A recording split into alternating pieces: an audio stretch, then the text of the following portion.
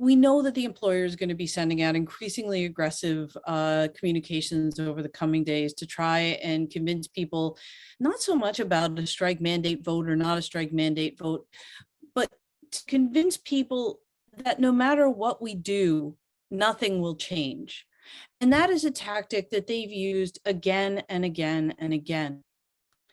In the history of CAD-A, we have taken somewhere in the neighborhood of 14 strike votes, and only 4 times have we gone out on strike. It's clear what the history says. It's also very clear that it's only been over the past few rounds that we've started concentrating on partial load issues. And we've made a really significant commitment not to drop them off of the table because they're an absolute core indicator of the strength of everyone's working conditions. It's not an us them situation. It's an all of us or none of us situation.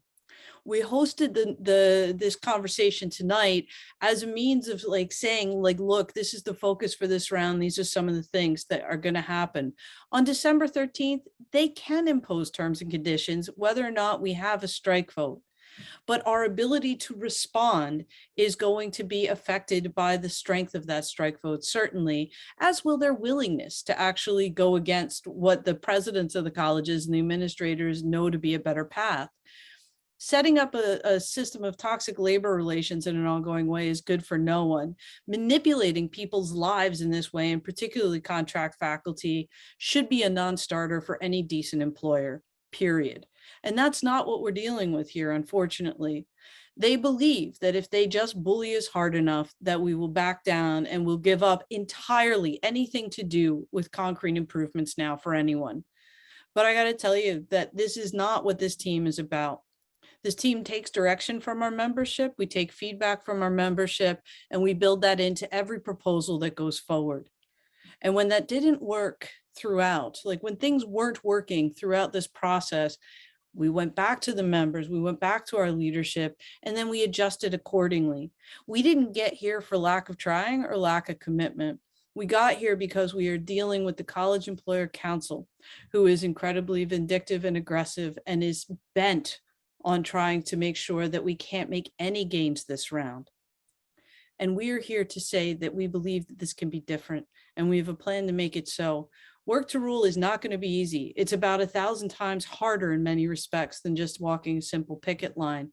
However, it is the right thing to do in order to reduce stress on our students, stress on the faculty, and to make sure that the administrators know exactly how crucial we are to a high quality college system. We are not looking for major changes to anything. What we are looking at is the time we need to support our students so that they and the next generations of faculty can expect better. We will never agree to anything that two-tiers our system. We will never agree to anything that doesn't center changes for partial load that actually have a meaningful impact in people's lives. And the same is true for the full-time faculty, for counselors and librarians. Because if they start to separate us, then we have already lost this. So we are at a crucial moment in post-secondary education. There have never been greater changes than in the past couple of years. And I think that we need to rise to the occasion. And I know that we can do it if we stand together.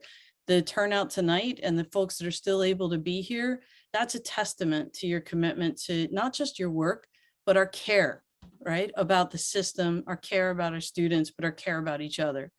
And so I ask you to go from here, not just vote yes in the strike mandate vote because, it's that we're telling you to, but because it's the right thing to do in order to make sure that your conditions don't erode further.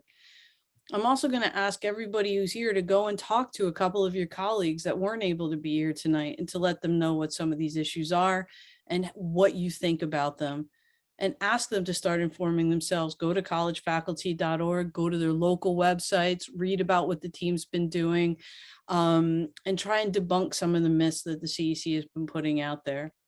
What I can tell you is we've got your backs, and we will fight till you tell us not to fight anymore. So thank you so much for your time tonight and for the DivX for putting this together.